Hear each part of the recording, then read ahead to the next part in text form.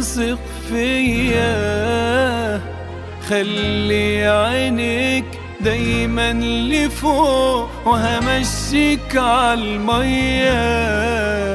طمني جو قالي ما تخافش ثق فيا، خلي عينيك دايما لفوق وهمشيك عالمية.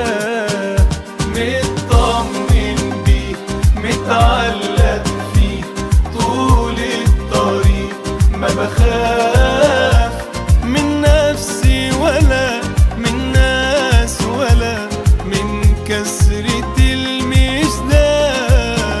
مطمن بيه متعلق فيه طول الطريق، ما بخاف من نفسي ولا من ناس ولا من كسرة الكنيسة اللي هنقدم فيها مشاكل كتير. And you do not have enough experience to وانت manage. ما عندكش الخبرة الكافية انك تتعامل مع المشاكل اللي في الكنيسة دي. Very encouraging. Very encouraging. ده شيء طبعا مش مشجع ابدا. And so I went to that place. كده رحت الكنيسة دي. What I didn't know that already inside me was a broken heart. ما كنتش فاهم ان اللي جوايا قلب منكسر، ان انا منكسر القلب. From some things that had happened in Africa. من حاجة حصلت في افريقيا. And now I was in this church. وانا دلوقتي في الكنيسة دي. That everybody said you can't do it. كل واحد في الكنيسة دي قال لي يعني كفاية كده انت مش هتقدر. Well, I had to prove those people were wrong. لكن انا كان عايز اثبت لكل واحد من افراد الكنيسة دي وأعضاء الكنيسة ان هم مخطئين وان الناس ده كاملة. So I worked. وعشان كده اشتغلت. And I worked. واشتغلت. And I worked. واستمريت اشتغل. At times my wife wondered if she had a husband. She said she wants a husband. Where was her husband? كانت مراتي بتتساءل هو زوجها فين؟ شغال مشغول على طول. My children wondered if they had a father. وحتى ابنائه كانوا بيتسالوا هو احنا لينا اب ولا فين اب وفين بابا؟ Because I was working and working and working and working. لأن كنت بقضي كل وقتي في الشغل في العمل. You see, at that time I had not yet discovered the principle. في الوقت ده ما كنتش فاهم المبدأ اللي أنا بحكي لكم عنه دلوقتي. I thought that my value to God كنت فاهم إن قيمتي لربنا was in my working. في الشغل اللي أنا بعمله عشان. I thought that God would love me more if I worked harder. كان بيفكر ربنا يحبه أكتر لو اشتغل في الملكوت أكتر. Now I look back now. لكن أنا ببص على الوقت ده دلوقتي اللي ورا. And I realize how mistaken I was. أنا بعرف كم كنت مخطئ. But for 5 years. ولمدة 5 سنوات. I worked. كنت بشتغل جامد. Yes, the church grew. والكنيسة برضه كانت بتعمل. People got saved. وكان في ناس بتخلص. The number of people in the church grew. وعدد المؤمنين كان بيزيد. We had great programs. وكان عندنا برامج عظيمة. And after 5 years. وبعد 5 سنين. هو انهار تماما. توقف تماما. I crashed. كأني حصل له يعني اصطدم ووقع. Like an aeroplane hitting the ground. كأني الطائرة سقطت على الأرض. كل الشغل كل حاجة وقف. I had nothing left to give. ما بقيش في حاجة من جواه يقدر يشتغل بيها. بذل كل طاقته. I didn't want to preach another sermon. وما كانش خلاص أنا خلاص كل عندنا مش قادر حتى أوعظ أقدم أي وعظة تاني. I didn't want to listen to anybody's problems. ومش عايز أسمع مشاكل حد. I just wanted to run away. عايز أهرب. And be on my own. وكل واحد. Now, because God is gracious. لكن عشان ربنا حنون. He sent someone who saw my need. بعت واحد يخليه يشوف الاحتياج اللي عندي المشكلة بتاعتي. And I began to realize وابتديت أدرك that I was going through an experience we call burnout. إن أنا كنت بعدي في مرحلة بسميها كأنها يعني مرحلة نفاس كل طاقة انهيار. Now, my friends from Sudan will know exactly what I'm talking about here. أصدقائي من السودان ممكن يكونوا فاهمين أكثر اللي أنا بتكلم عنه. David, you know how sometimes when you put a log on the fire, a piece of timber on the fire. Yeah.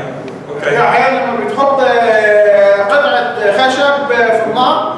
Sometimes some timber will burn.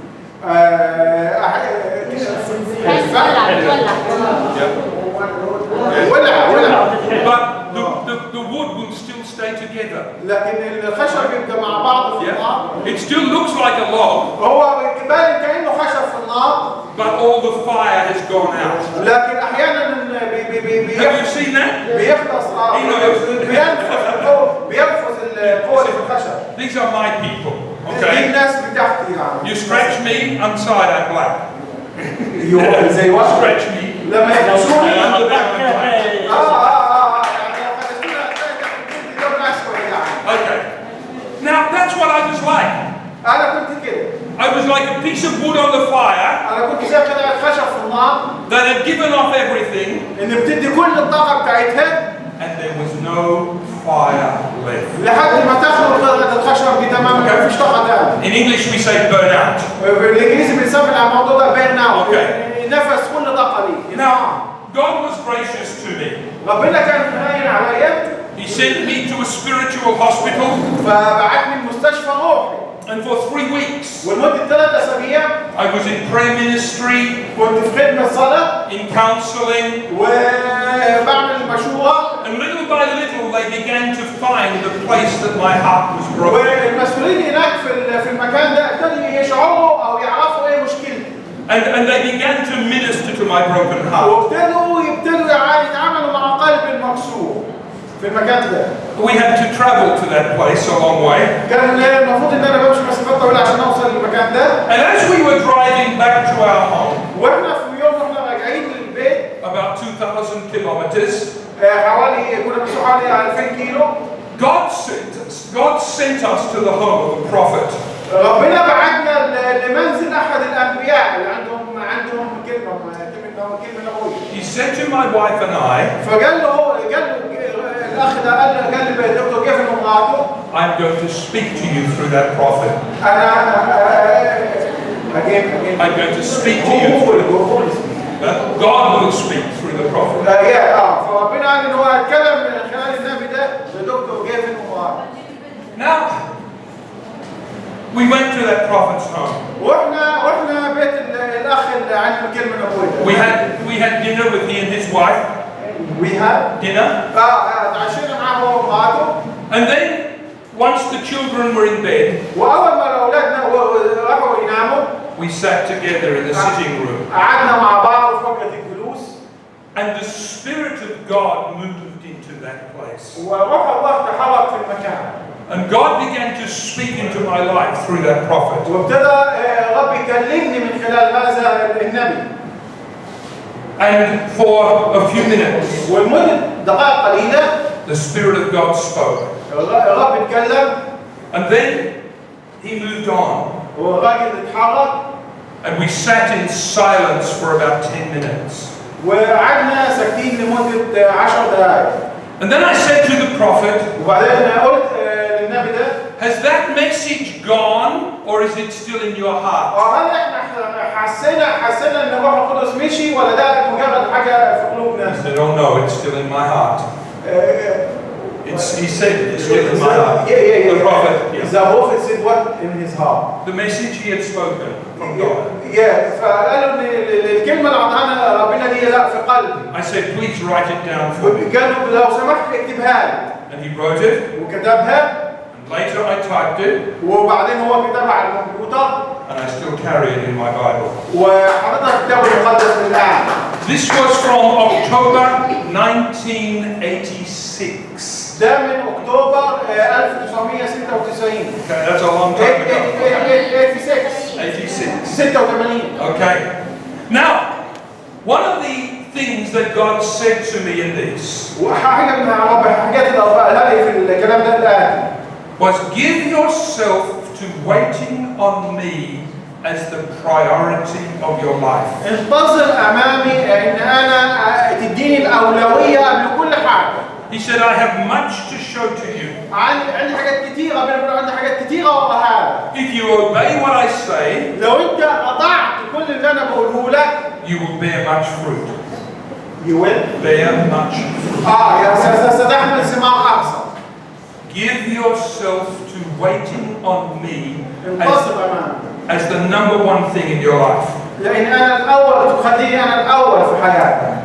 In other words, God was saying, بطريقة أخرى أو بكلمات أخرى ربنا كان بيقول I want your relationship with me to be number one. أنا عايز أهم حاجة عندي علاقتك بيا تكون رقم واحد عندك، الأولوية. You will remember, هتفتكر as a young pastor, وأنت كده راعي صغير في السن from early morning till late at night, من أول ما تصحى لحد ما تنام working. شغال شغال شغال شغال. And God said, stop, وربنا قال لك توقف، sit, اقعد and wait on me. وانتظر أمامي. Wow, يا that was a big change. ده كأنه تغيير كبير جدا بالنسبة للي كان في فكره. Some people in the church didn't like it. في ناس في الكنيسة اللي كنت بخدم فيها ما حبتش التغيير في الأسلوب اللي حصل معايا. They were used to a pastor who was always doing هم it. اعتادوا على دكتور جيفن اللي بيشتغل على طول وبحماس وقوة. And now I was saying, no, I won't do that. قال لهم لا أنا مش هكمل بالطريقة دي تاني. I need to be alone with God. أنا عايز أهدى أكون وحدي مع الله. Wow.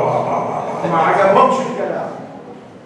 But I determined to pursue the journey. لكن أنا قررت إن أكمل الرحلة اللي رب وضحها لي. And when you get a copy of my book tomorrow, ولما تاخدوا نسخة من الكتاب ده بكرة، the story is here. القصة اللي حصلت معاه مسجلها في الكتاب. The things God began to teach me. والحاجات اللي ابتدى ربنا يعلمها.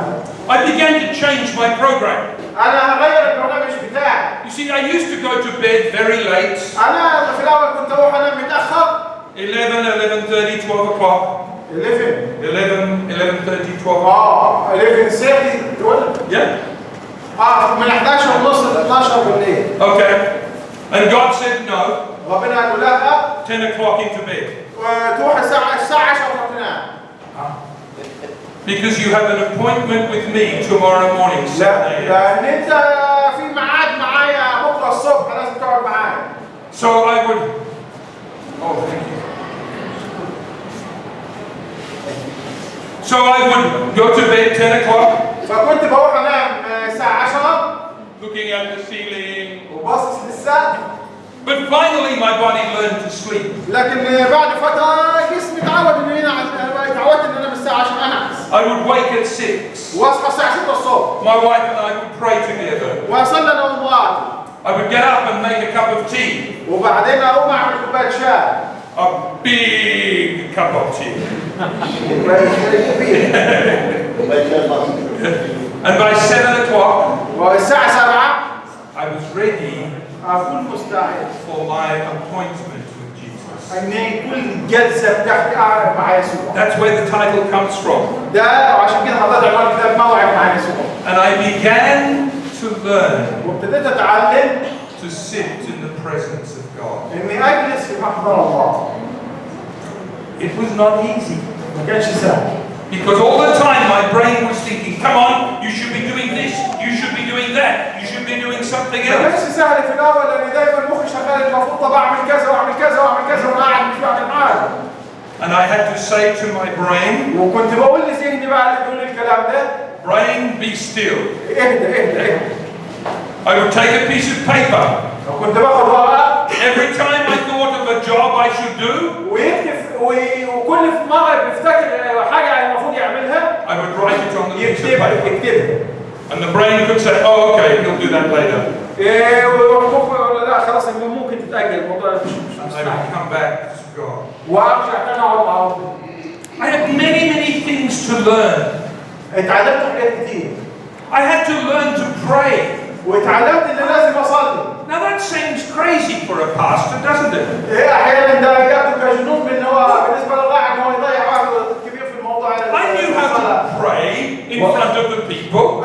ممكن أصلي قدام الناس مع الناس. I knew how to lead the congregation in أنا كنت prayer. أعرف إزاي أقود الكنيسة أقود الاجتماع إزاي أصلي مع الناس. But in the secret place, لكن في الخلوة في المكان السري مع الله between God and me, أنا وربنا بس. there was silence. سهل. صعب. I had to learn to pray, اتعلمت أصلي. just him and me. just him and me. هو وانا وهو بس، انا وهو معايا بس. I had studied the scripture in theological seminary. انا درست الكتاب المقدس في المدرسه اللاهوتيه. I knew how to interpret the scriptures. واعرف ازاي افسر الكتاب المقدس. I knew how to preach. واعرف ازاي اوعظ كويس. Passionately. واوعظ بشغف وقوه. You can see I still had passion. وانتم شايفين ان انا ما زلت متحمس. But when it came to my own heart, لكن لما يجي بيني وبين قلبي I did not know how to let the word of God minister to my heart. ما كنتش اعرف في الوقت ده ازاي كلمة ربنا تتعامل مع قلبي او تنغرس في قلبي كمان. So my preaching was very intellectual. لكن كان عشان كده في الوقت ده كان الوعظ بتاعي كله عقلاني. Lots of Greek and Hebrew. يقول كلمات عبر وكلمات اللي انا كتير وهو بيخدم. My people were an intellectual people. والناس اللي كان بيخدمهم برضه كانوا ناس عقليين، يعني بيتعاملوا بالذهن اكثر من القلب، اكثر من القلب. So they liked all the intellectual stuff. وكانوا بيحبوا الكلام اللي هو العقل الكبير ده، الحاجات اللي بيقولها. Now I began to speak in a new language. ابتديت اتكلم لغه مختلفه. It's called the language of the heart. لغه القلب مش الذهن. One day a man came to me. وفي مره جاني واحد. He was a very wealthy businessman. كان راجل غني ومشهور He was an intellectual man. وكان راجل برضه عقلاني. He said, Pastor, I have a problem. قال له يا قسيس انا عندي مشكله. He said, I used to understand everything you said. انا كنت بفهم كل حاجه انت بتقولها. He said, now it's like you're talking to me in another language. لكن دلوقتي كانك بتكلمني بلغه ثانيه انا مش فاهم انت بتقول ايه. I said, brother, I know the problem. قال له اخويا انا عارف المشكله. You were used to me speaking in the language of the mind. قال له انا كنت بتكلم بخاطب ذهنك في الاول. And your mind could understand that. وفي ذهنك كان فاهم اللي انا بقوله. Now I'm speaking in the language of the heart. انا دلوقتي بتكلم بلغه القلب، بلغه قلبيه. And you don't understand me. وانت عشان كده انت مش فاهمني. Ooh, he got so angry. غضب طبعا.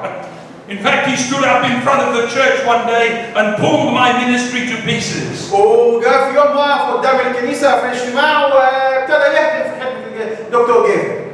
But I had begun a journey. لكن انا بدات رحله. A new journey with God.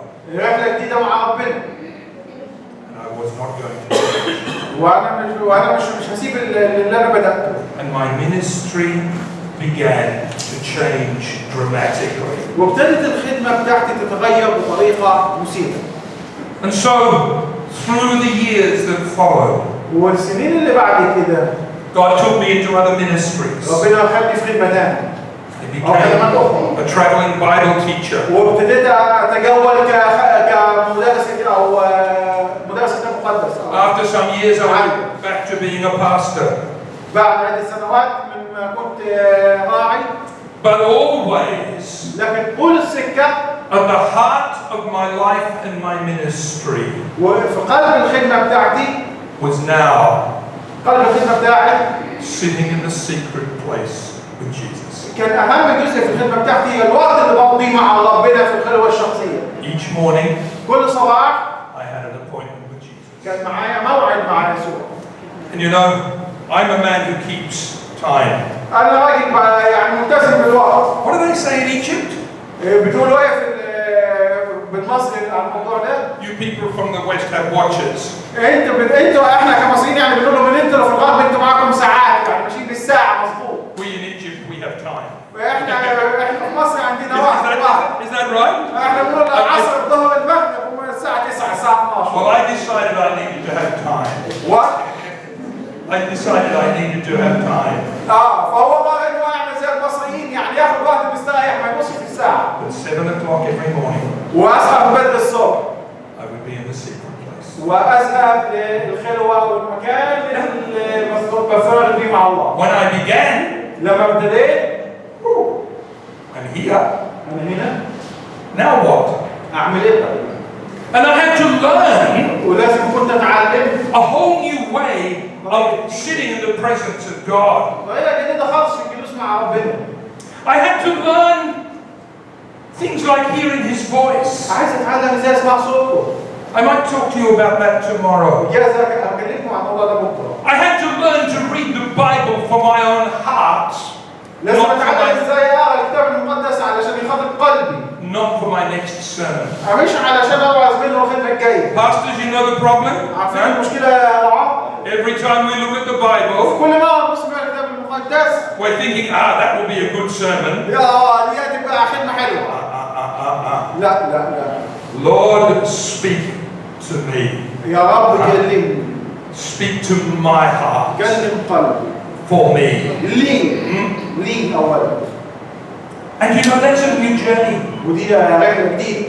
Learning to hear God in your own heart. إن أنت تتعلم تستمع لصوت الرب في قلبك. Because here's the truth. لأن دي الحقيقة. If he cannot deal with my heart, لأن لو ما تعملش الرب مع قلبي, he cannot use my words. مش هيقدر يستخدم كلمات أو You understand that? فاهمين ده؟ Unless I am hearing him speak to me, لو ما كنتش أسمعه بيكلمني بصورة شخصية for me, وليا and the needs of my heart, واحتياجاتي القلبية, how can I ever hear him speak to me for you? كيف أسمع ما يريد أن يقوله لكم؟ You understand what I'm فاهمين saying? الفكرة؟ Amen? آمين. Okay. That for me was a whole new journey. بالنسبة لي دي كانت بداية مرحلة جديدة، رحلة جديدة مع الله. I'd already had 5 years of theological seminary. كنت بدرس قبلها 5 سنين في مدرسة لاهوتية. I'd almost completed a master's degree. أو خدمة ماجستير كمان في اللاهوت. Hadn't started my doctorate at that time. كان هيبتدي الدكتوراه كمان. But still, لكن في ذهنه I had to learn to understand a new language. في كل الحالات لازم يفهم اللغة الجديدة، الطريقة الجديدة اللي بتقدر يتعامل بها مع ربنا. And one day, وفي يوم من الأيام I was alone with the Lord. كنت لوحدي مع ربنا. And this journey had been going on now for many years. وكانت الرحلة دي مع ربنا ابتدت لها عدة سنوات. And the Lord was challenging me about sharing this with His people. ربنا كان بيتحداني إن أشارك الكلام ده مع شعب.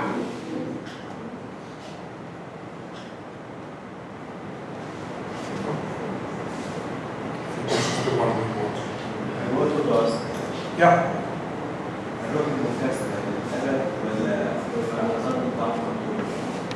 He wants to ask you a question. Yeah. Is the broken spirit just for the moment because of sin, or should it should always be with us?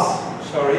Is the broken heart? Yes. This broken heart should only be because of sin, or should it accompany us all the time? Okay. When David talks about a broken heart, لما داود اتكلم عن القلب المنكسر أو الروح المنكسرة, he's talking about having a soft attitude toward God. هو كان بيتكلم ازاي يعني اتجاهه ناحية ربنا اتجاه قلبي. Now, there are times when we know we have sinned, أحيانا طبعا بيبقى في خطية, and when our heart is broken because of sin. وأحيانا قلبنا بيتكسر من أجل الخطية. That is a specific thing. ده حاجة محددة جدا، جزء من الموضوع. But living daily with a broken heart, لكن إن نعيش طول عمري كل يوم بقلب منكسر أمام الله. you know what I'm saying. Yeah. أنت فاهم. You explain it in your language. بيقول لك اشرح الفكرة بلغتك أنت. يعني مش أنا ببقى منكسر عشان أنا ضعيف وأنا خاطي، لكن أنا منكسر في تواضع وخضوع لكي أتلقى وأكون على أتم الاستعداد إن أنا مهيأ للتلقي من الرب. He says that I am broken-hearted not because of a sin I have committed, no, because I am in this spirit of broken heart to receive what God gives to me, to walk with Him humbly also. Amen. Amen. You hear that from your brother? سمعت كلام أخوكم؟ He knows what I'm talking about. هو فهم بالضبط أنا عايز أقول إيه. It's a heart that is submitted to Jesus. قلب مسلم يسوع، مش مسلم، مسلم. No room for pride. ما فيش مكان للكبرياء والتفاخر. No room for myself. ما فيش مكان لنفسي. Everything كل حاجة laid at the feet of Jesus. بضعها عند أقدام يسوع. That's a broken heart. ده القلب المنكسر. And that broken heart, والقلب المنكسر ده we need to carry with us every day. لازم يكون معانا كل يوم. Because when God sees that kind of broken heart, لما الرب بيشوف النوع ده من القلب المكسر امامه He can lift us up يكلفنا يرفعنا and use us in His kingdom. ويستخدمنا في ملكوته. I remember Mary's song.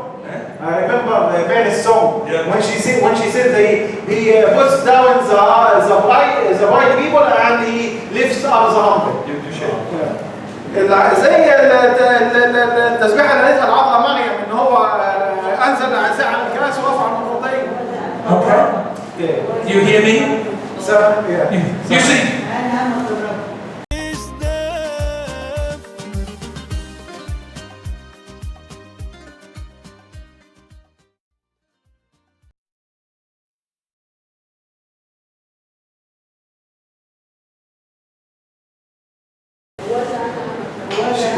I am the servant of the Lord. yeah, that's right. And so it is this attitude of submission. هو وضع الخضوع ده التسليم. I can see some of you know what I'm talking about. أنا عارف إن في بعضكم فاهميني كويس. And you know, my friends, عارفين أصدقائي this is what I have learned. ده اللي اتعلمته. One of the chapters in my book أحد الفصول في الكتاب ده is called The Discipline of Submission. هو أحد الفصول اسمه تدريب الخضوع أو التسليم بين يدي الله. Now, we're not going to get to that this year. إحنا مش هنتكلم في الموضوع ده السنة دي. If we're together again next year, maybe. لكن لو كنت معاكم بنعمل السنة الجاية هنتكلم في الموضوع. Because that's another whole subject. لأن ده موضوع مختلف طبعا كبير. But the Lord had to take me there لكن ربنا كان لازم ياخدني للحتة دي. to learn again what it means to live in submission to the Lord Jesus Christ. ازاي اعيش في حالة تسليم وخضوع للرب يسوع المسيح. You can see God had a lot of work to do in me, can't you? شايفين ان ربنا كان عنده شغل كتير يعمله معايا. And I began to learn that وابتديت اتعلم ده. morning by morning صباحا وصباحا. in the secret place. في المكان السري او في الخلوة مع الله. Some mornings I would go out into the forest, احيانا كنت بطلع اروح الغابة. some miles from my home. على بعد اميال من البيت. I would just walk in the forest with Jesus, وامشي في الغابة مع يسوع. speaking with Him, واحكي معاه. listening to Him, واسمعه. humbling my heart before Him. وبقلب متواضع امامه. And my heart and my life and my ministry changed. وحياتي وخدمتي اتغيرت. Now, one day, وفي يوم من الايام when this was so rich in my heart, لما الموضوع ده كبر في قلبي وبقيت غني في القصه دي I said to the Lord, قلت للرب how do I share this with your people? ازاي اوصل اللي بيحصل معايا ده لشعبك؟ Can you give me something that I can sow as a seed into the hearts of the people of كان God? ممكن تديني حاجه اغرسها كبذره في قلب شعبك تجاه هذا الاتجاه من الحياه. And this is what He gave me. وده اللي قاله لي. Sorry.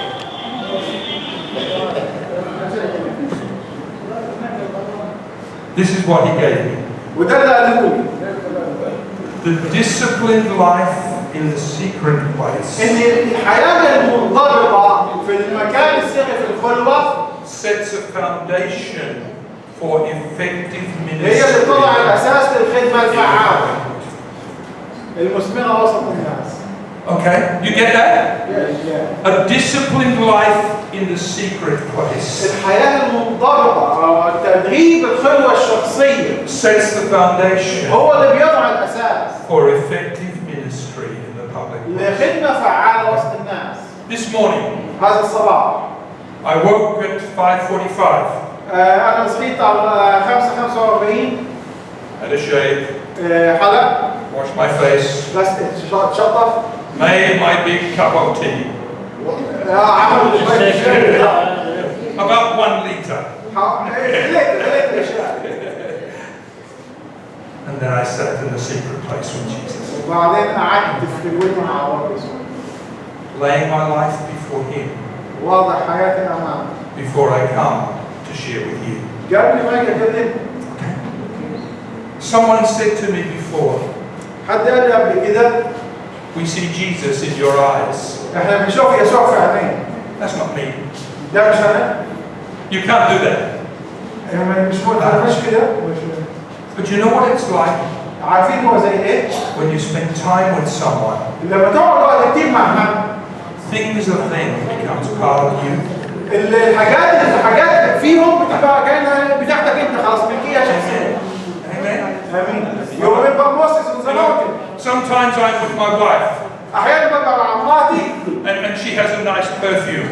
واحيانا تكون حاطه يعني عطرها حلو. And if I get too close, ولو قربت منها قوي her perfume comes onto me. العطر بتاعها او الريحه And then I'm with someone else ولما اروح لواحد and ثاني I say, what's that perfume? ويقول لي ايه الريحه اللي فيك دي؟ Oh, that's my wife's perfume. قلت له لا اقول له لا دي ريحه مراتي. Okay. Now we smile. مبتسم طبعا احنا عارفين هو ده اللي بيحصل. Yeah. Yeah.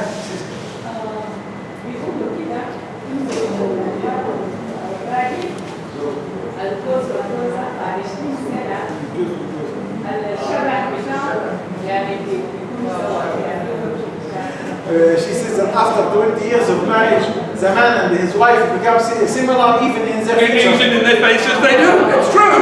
It's true. I remember Moses in the mountain, Pastor. Huh? Moses in the mountain. Yes. When the glory of God was reflected. Yes, his face shone. Yeah. Yeah, okay. موسى على الجبل. Yeah. Okay, you're hearing me, aren't you? سامعني مش كده؟ So this is the principle God began to speak to me. ده المبدأ اللي كلمونا ربنا فيه. نعم. دكتور someone say something. Yes, yes, yes. حضرتك لما تقعد مع الرب يسوع بتتكلم معاه بالساعات، هل بتتكلم من خلال الانجيل ولا بتتكلم كده يعني كده مع الوقت مين؟ عايز اسال سؤال.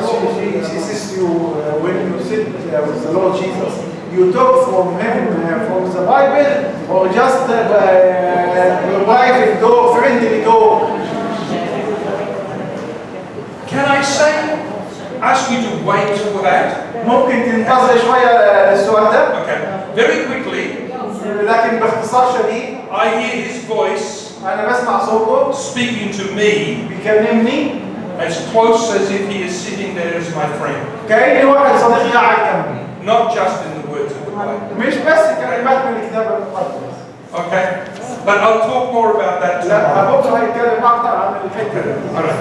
I want to go through this عايز أقول لكم عن الحتة دي. little bit by little bit.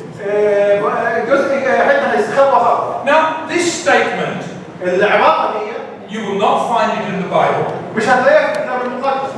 But tomorrow morning, لكن بكره الصبح when we are with everybody there, لما نكون قاعدين في المؤتمر كلنا مع بعض I'm going to show you from the scripture هوريكم من الكتاب المقدس the truths of this statement.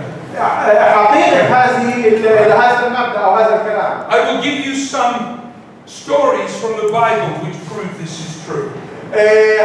هوريكم قصص أحكي لكم قصص من الكتاب المقدس توريكم إن العبارة دي حقيقية وصحيحة. So let's begin with this disciplined place. خلينا نبدأ بفكرة الانضباط في الحياة أو مكان اللي بننضبط فيه، مكان الانضباط في الخلوة.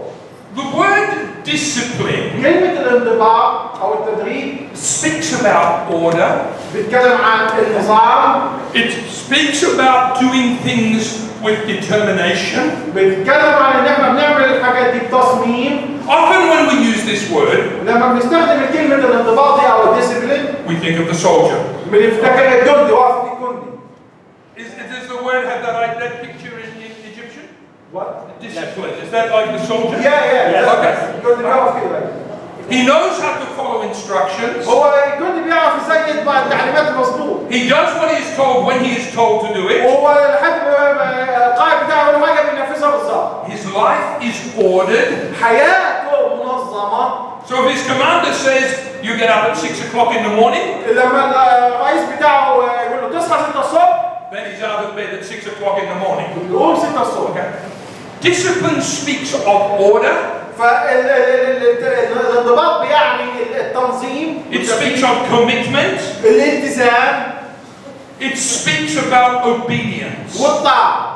Now, when I talk about the disciplined place, لما بتكلم عن الانضباط في الخلوة دي I'm not talking about doing something because this is the rules. أنا مش بتكلم عن إن أنا أحط قواعد أمشي 1 2 3. If I was a monk who lived up here in the monastery, لو انا كنت راهب عايش في احد الاديره اللي جنبينا I would be up early اصحى بدري because that's what the abbot says I must do.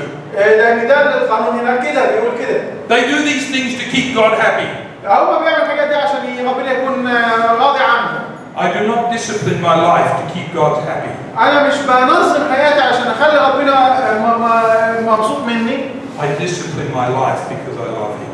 انا بضبط حياتي علشان انا بحبه. I discipline my life because He died for me. Do what? Because He died for me. انا بضبط حياتي عشان هو مات من اجلي. I discipline my life because I hunger for His presence. لان انا جوعان، بضبط نفسي عشان انا جوعان لحضوره. And if you come to my home, ولو جيت بيتي somewhere about 7 o'clock each morning, الساعة 7 الصبح كل يوم الساعة 7 الصبح you will still find me هتلاقيني قاعد with my big cup of tea, معايا كوباية الشاي الكبيرة بتاعتي sitting down with Jesus. وقاعد مع يسوع. Now, when I'm traveling like this, ولما أكون مسافر زي كده things change a little bit. الأشياء طبعا ممكن تتغير قليلا. So this morning it was 6 o'clock, النهارده الساعة 6 الصبح so that I had time for everything before being here with you. كان لازم أعمل كل حاجة قبل أكون معاكم. Sometimes أحيانا it may be a little later, بيكون آخذ وقت أكثر أو أخر أكثر. but I have this commitment. لكن أنا عندي الالتزام ده. At least 5 mornings every week على الأقل 5 مرات في الأسبوع to be alone with Jesus. إن أكون لوحدي في خلوة مع يسوع. Sometimes 6. أحيانا 6 مرات. What about the 7th day? Huh? What about the 7th day? What about the 7th day? Well, things happen in life, don't they? في حاجات بتحصل في الحياة. Sometimes people are in need. أحيانا في ناس محتاجة. Sometimes we've been out late last night and the body just needs to rest. أحيانا بكون نمت متأخر فالجسد محتاج يستريح تاني يوم. You see, this is about love, not about law. ده موضوع حب مش موضوع قانون ولا شريعة. Amen? أمين. You see, if I miss a morning, لو أنا فات مني الصبح من he doesn't get angry with me. هو مش هيجي يزعلني يقول لي أنت ما كنتش ليه ما عدتش معايا. He knows me. هو عارفني. I am his precious child. أنا ابن المدلل. Do you understand me? فاهميني؟ I say to people, أنا بقول للناس you aim for 5. أنتوا عايزين تقعدوا 5 مرات في الأسبوع. If you get to 6, hallelujah. لو قدرت تقعد 6 مرات في الأسبوع ده هللويا. If you get 7 out of 7 out of 7, لو قعدت 7 مرات 7 مرات 7 مرات. you are too holy for this world. You're going to be translated to heaven. فاهمين؟ Okay. Remember, we're not about law. فالموضوع مش عن القانون أو الشريعة. We're about love. لكن هو موضوع حب. Okay. Not religion. مش تدين. Religion says you must do this. الدين يقول لك لازم 1 2 3. Relationship says, come now, let's sit together and have a cup تعالى of coffee. نقعد مع بعض ونشرب فنجان قهوة. You get the difference? فاهمين الفرق؟ You with me? معايا؟ Yeah. The disciplined life. الحياة المخاطرة. Some years ago, I have an auntie who lives in India. عنده خالة أو عمة بتعيش في الهند. She is my father's sister. هي عمته أخت والده. She is now 94 years of age. 94. 94 سنة. And she has been a missionary in India for more than 60 years. وهي خادمة في الهند لمدة 60 سنة، اللي هي 60 سنة في الهند. I was just a little boy وكنت أنا طفل صغير when she became a missionary there. لما هي ابتدت تسافر الهند عشان تخدم. And as she was saying goodbye on the railway station, وكانت بتودعنا عن المحطة. she took me in her arms فخدتني في حضنها كده. and she said, Lord Jesus, وقالت يا رب يسوع. I will pray for this little boy every day of my life. أنا أصلي من أجل الولد ده في كل يوم. That you will keep him for your service. إن أنت تحفظه في خدمتك ولخدمتك. So that's why I'm here. وده سبب صلاتها هنا. The faithful prayers of an auntie. دي صلواتها. One day, في يوم من الأيام I was teaching this material in her mission. أنا كنت بدرس الموضوع ده في الإرسالية بتاعتها في الهند. And after we had finished, وبعد ما خلصنا, we were walking back to her house. كنا راجعين للبيت عندها. She said to me, Gavin, I find this very interesting. قالت له جيفن انا شايفه ان الكلام اللي انت بتقوله ده حلو جدا مهم جدا. Now, when you're staying in my auntie's house, لما انا كنت قاعد معاها في البيت. you get up to go to the bathroom at 4 o'clock in the morning. شي؟ No, no. If I get up to go to the bathroom. فانا لو هو في بيتها صحي الساعه 4 الصبح عشان يروح الحمام. Already you can see the light on under her door. شوف النور مولع من تحت الباب بتاع اوضتها. Already she is in the secret place. وهي بتقول قاعده مع ربنا. But she said this to me. لكن قالت لي الكلام ده. She said it's interesting that you talk about discipline. What? She said it is interesting. قالت ان حاجه شيقه حاجه حلوه انت تتكلم عن الخلوه الشخصيه دي. She said you talk about discipline. انت بتتكلم عن الحياه المنضبطه. She said you know this. اعرف ده. For the first 30 years as a Christian worker, ال 30 سنه الاولانيه انا بشتغل فيها كخادمه للانجيل. it was discipline that got me out of bed every morning to be with the Lord. كان الانضباط هو اللي بيخليني اقوم الساعه في الصبح علشان اقعد مع ربنا. She said it took 30 years لمده 30 سنه before I broke through discipline and found desire. What? She broke through discipline to find desire. That she wanted to be there. She broke through the regular thing, this is what I do. And her heart was released to want to be there. فهي ابتدت يعني في الاول كانت بتتغصب انها تاخد الخلوه الشخصيه بتاعتها دي لحد ما حبت الموضوع وبقت ده الطبيعه بتاعتها. وبقت رغبتها واشتياقها قلبها. You see, something like I am talking about doesn't just happen overnight. احيانا الحاجه مش بتحصل معانا كده بين يوم وليله. It's not you suddenly say, I'm going to do this and wow, now it's heaven. فمش انا كده عقلي كده وذهني ان انا خلاص انا اعمل الحاجه دي فاعملها. You know, sometimes in Australia, احيانا في استراليا in the winter time, في وقت في الشتاء يعني it gets very, very cold. بيبقى الجو بارد جدا جدا. Sometimes 3-4 degrees. احيانا بيبقى 3 تحت الصفر او 4 تحت الصفر. It's hard to get out of bed. صعب انك تقوم من السرير في الوقت ده. So warm in bed. مدفي في السرير. So cold out there. والدنيا برد بره. It's discipline. ده الانضباط. That says I have an appointment with Jesus. الانضباط في اللحظه دي هو اللي بيقول لي انا لازم اقوم عشان انا معايا موعد مع يسوع. And I get out of bed. فبقوم من السرير. I get dressed. والبس. I make my cup of tea. واعمل كوبايه الشاي. And I sit with Jesus. واقعد مع يسوع. Amen. And to move from discipline to desire. علشان انتقل من مرحله الانضباط دي حرفيه لمرحله تبقى شهوه قلبي ان اقوم للموعد مع يسوع. Okay. The disciplined life. الحياه المنضبطه. In the secret place. في الخلوه الشخصيه او في المكان السري. Now, when I talk about the secret place, لما بتكلم عن المكان السري I'm not talking about something hidden. something what? I'm not talking about something hidden. انا مش بتكلم عن حاجه مستخبيه. You remember the verse from Psalm 91 verse 1? انتوا فاكرين اول عدد في مزمور 118 118 In English it says this. بالانجليزي بيقول كده العدد ده. He who dwells in the secret place of the Most High God. مزمور 91 الساكن في ستر العلي. ظل القدير يمين. What's that term in Arabic? ستر العلي. ظل القدير. Shelter place with God. Shelter place where I sit with God. Okay, perfect. Hey, Arabic's wonderful.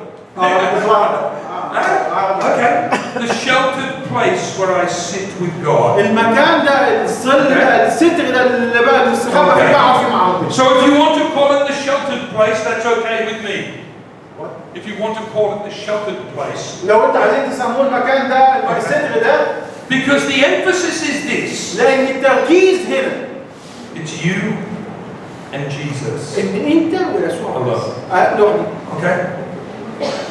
Don't look at your mobile phone. لما تستخدمش الموبايل بتاعك في اللحظة دي في الوقت ده. Leave it in the other room. وسيبه في اوضه ثاني. Okay. Don't check your emails before you go. مو تدور في الايميل بتاعك والواتساب والفيسبوك قبل ما تروح. Set your place with Jesus. اقعد مع يسوع. Okay. Sometimes we use the word quiet time, احيانا بنستخدم كلمه الخلوه او الوقت الحالي اللي بقضيه مع ربنا morning devotions. او التكريس او التامل الصباحي. I'm sure you have other names in انتوا Arabic. طبعا في مسميات مختلفه لكن الجوهر واحد. It doesn't matter what you call it. مش مهم احنا بنسمي الوقت ده ايه. For me, it's the secret place. لكن بالنسبه لي انا ده المكان السري اللي بقعد فيه مع يسوع. It's the place where Jesus and I sit together. ان ده الوقت اللي بقعد فيه انا ويسوع مع بعض، ده ميعادنا مع بعض. Now, at my home, في بيتي just over there, هناك في مكان معين في البيت there is a beautiful lake في بحيره حلوه full of beautiful water. وفيها ميه جميله. There are swans on the lake. وفي بقع او Swans. yeah. Sometimes I can see the fish jumping. واحيانا فيها سمك كده بنشوف السمك كده يقفز في الميه. It's not desert like Egypt. ما فيش مش بقعد في صحراء زي عجوبة مصر. And I have a chair. وعندي كرسي حلو. It's called my prayer chair. وده بيسميه كرسي الصلاه. And I can look out through the window. وببص من الشباك. And there is the lake. وببص على البحيره الجميله دي. There is my cup of tea. وهو معايا كوبايه الشاي. Here is my Bible. والكتاب المقدس بتاعي. My journal. والجورنال. That's my secret place. هي مش الجورنال اللي هو الجورنال، لا الورق او الدفتر اللي بيسجل فيه ما يقوله الله له. Now, at the moment, I'm away from home. دلوقتي انا بعيد عن البيت. Does that mean I don't have the secret place? هل ده يعني ان انا سبت الخلوه بتاعتي؟ No. لا طبعا. I found a place in my room. Way up there. فانا لقيت مكان طبعا اقعد فيه الخلوه بتاعتي في المكان اللي انا قاعد فيه. And if you look around early morning up on the top of the buildings, لو بصيتوا في الصبح كده فوق لفوق كده على المباني بتاعت المكان هنا. sometimes you'll see me walking around. Right? هتشوفيني بتمشى في الصبح بدري. Okay. For now, الان that's my secret place. ده حاليا يعني الوقت ده هو الخلوه بالطريقه دي. Next week I will be in Romania. الاسبوع الجاي راح رومانيا. My secret place will be different. وطبعا اكيد المكان السري او الخلوه هتختلف مكانها. The week after I will be in Turkey. وبعد الاسبوع كمان هروح تركيا. My secret place will be different. برضه المكان اللي هاخد في الخلوه هيختلف. Sometimes it can be the same time I have at home. احيانا باخدها في نفس التوقيت في نفس الوقت. Sometimes it has to be earlier. احيانا باخدها بدري عن الميعاد اللي باخده فيه. So that I fit the timetable of the house. علشان انا امشي مع النظام او البرنامج اللي انا في المكان بتاعه. Sometimes it's on an aeroplane. احيانا باخدها وانا في الطياره. Or a train. في القطار. Or sitting waiting for an aeroplane. واحيانا وانا قاعد منتظر الطياره. It doesn't matter. مش مهم. It's about looking for time to be alone with Jesus. لكن الشيء المهم هو البحث عن وقت قاضي مع يسوع. Are you hearing my message? فاهمين القصه بتاعتك يا سعد؟ The disciplined life. الحياه المنتظمه. Last Monday, الاثنين اللي فات I woke up in bed in Australia beside my wife. فصحيت من النوم ومراتي كانت جنبي. We had grandchildren staying with us. وكان معانا احفاد عايشين معانا في اليوم ده. And they love to come and climb into bed with Grandma and Papa. وحبوا يروحوا يقعدوا معاه مع السرير بتاعهم. The house was noisy. وطبعا كان في دوشه في البيت اطفال. There was no secret ما place. كانش في الوقت ده عارف ياخذ الخلوه بتاعته. Through the day I was packing. وانا اليوم يعني بقيت اليوم كنت بجهز شنطي. I had to catch the train to the airport. لان كان لازم اخذ القطار اروح محطه القطار. Check in and leave the baggage. وبحضر الامتعه بتاعتي والشنط. But then, لكن بعد كده 7 o'clock at night, الساعه 7 بالليل 8 o'clock I think, او 8 I had time for secret place. كان في وقت نقضيه مع ربنا بس بالليل. But not 7 o'clock in the morning. ما عدتش في الصبح. something? اقول لكم حاجه، God doesn't have a watch. ربنا ما حوش ساعه زي He just has time. هو عنده وقت لازم نقضيه معاه، مش مهم الساعه كام. And lots of time. هو عنده عايزين وقت نقضيه مع ربنا. Do you hear what I'm saying, my friends? فاهمين اللي بقوله؟ This discipline is not about rules. الحياه المنضبطه دي مش عباره عن قواعد جامده. It's about commitment. لكن التزام. The secret place المكان السري ده is not about one particular place. مش مكان محدد هو لازم ياخد فيه خلوه كل يوم. It's about heart desire to sit with Jesus. لكن شهوة قلب ان انا اقعد مع يسوع. Now, when you get into the pattern of doing this, لما تعتاد ان انت تمارس الموضوع ده، what happens? ايه اللي بيحصل؟ There becomes a foundation laid in your life. فالموضوع ده بيضع الاساس في حياتك. Now, let's think about a foundation. خلينا نفكر ايه هو الاساس. As a young man, وانا شاب I studied architecture. كنت بدرس هندسة. And one of the first buildings I ever studied, واحد اول المباني اللي درستها yes, the pyramids. كانت الاهرام. درس الاهرام. Years ago I could tell you many things about the pyramids. وانا ممكن احكي لهم حاجات كتير عن الاهرام. Last year, السنة اللي فاتت I saw the pyramids for the first time. شافها لأول مرة، يعني هو كان يعرف عن حاجات كتير بس أول مرة شافها السنة اللي فاتت. They had been there 1,000 years before Moses was a prince of Egypt. كانوا الأهرام موجودة قبل زمن موسى ب1000 سنة وأكثر. And they're still there وما يكون ما زالت موجودة للآن. as one of the greatest constructions ever made by man. كأعظم الإنشاءات اللي عملها الإنسان. Why have they stood so strong? ليه الأهرام دي واقفة بالقوة لكل آلاف السنين؟ Because the builders got a foundation. لأن الأساس قوي. They dug through the sand, حفروا في الرمل down to the rock, ولحد ما وصلوا للصخور and then they began to build. وابتدوا يبنوا. And still today, وحتى اليوم those huge pyramids stand, الأهرام ما زالت قائمة. نوضع أساس سليم. getting the foundation right. ضع الأساس صح. In our lives, في حياتنا the disciplined life in the secret place الحياة المنضبطة في المكان السري creates a foundation تضع الأساس، تصنع الأساس deep inside us. في حياة في داخلنا. Now, when the foundation is good, لما يكون الأساس كويس let an earthquake come. يجي زلزال. Have the pyramids been destroyed by earthquake? في زلزال ضد الأهرام؟ No. Still there. موجودة لسه ما زالت موجودة. Okay. Why? ليه؟ The foundation is good. لأن الأساس قوي. متين. And when we get those foundations right in our lives, ولما نثبت الأساسات دي في حياتنا، the foundation of submission to Jesus, أساس الخضوع حياة التسليم ليسوع، the foundation of a broken heart before God, التواضع، القلب المتواضع أمام الله، the foundation of confession of sin, الاعتراف بالخطية، the foundation of letting Him have everything. الأساس إن إحنا نديله كل شيء. And when this is day by day by day, وده لما يحصل يوم ورا يوم ورا يوم، something deep takes root in your heart. حاجة بتتجذر في القلوب. Now, I'm going to talk to you more tomorrow about